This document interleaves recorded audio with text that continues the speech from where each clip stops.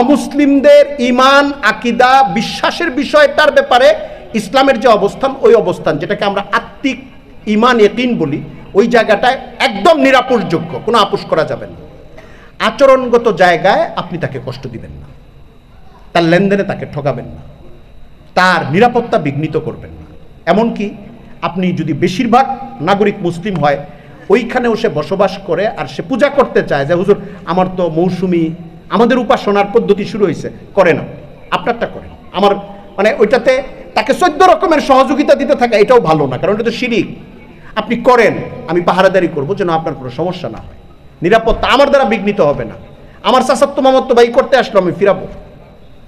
অতিরিক্ত তুলুর দরকার নাই যে না আপনার মূর্তি আমি বানায় দিতেছি, এটা দরকার নাই। মানে সীমা বুঝবেন, ঈমান ইয়াকিনের জায়গায় দুর্বল হওয়া যাবে না, আবার জুলুম করা যাবে না। রাসূলুল্লাহ সাল্লাল্লাহু আলাইহি ওয়াসাল্লামের রাষ্ট্রের এটা মূলনীতি।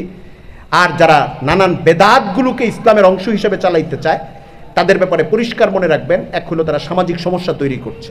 কিন্তু যেহেতু দেশে একটা রাষ্ট্র এবং এখানে একটা আইন চলে, এই জন্য আইন হাতে তুলে নেওয়া কোনো সমাধান না, কিন্তু মানুষকে ইসলাহের ভিত্তিতে কথা বলতে থাকা, যে মাজার পূজা করা যাবে না, কোনো মাইয়েতকে সেজদা দেওয়া যাবে না, গাঁজা মদ হারাম, মাজারের কাছে হোক মাজারের বাইরে হোক নেশাদ্রব্যের ব্যবহার ইসলামের দৃষ্টিতে হারাম, বাংলাদেশের আইনেও এটা নিষিদ্ধ।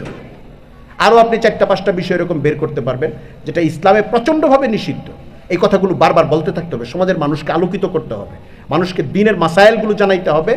দেশ যেহেতু একটা আইনে চলে এটা, এবং দেশ ইসলামী নিজামে আসে নাই, থাকলে আপনার কষ্ট করতে হইতো না।